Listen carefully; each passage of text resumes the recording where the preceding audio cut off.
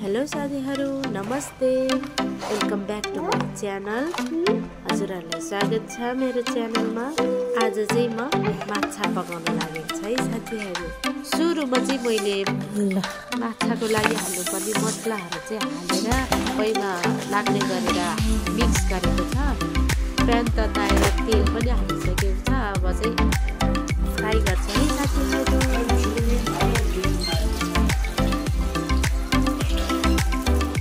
Suka amin ngambil loh.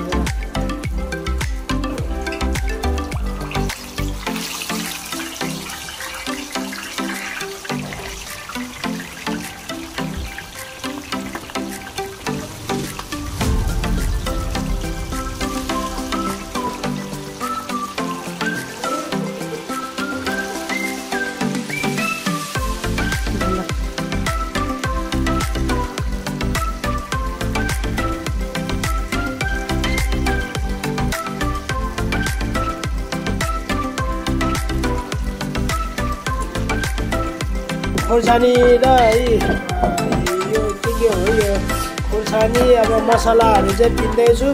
धनिया अनि यहाँ प्याज फ्राई यहाँ भइसकेको छ भने टमाटरहरू धनियाहरू चाहिँ हामी तयार गर्दै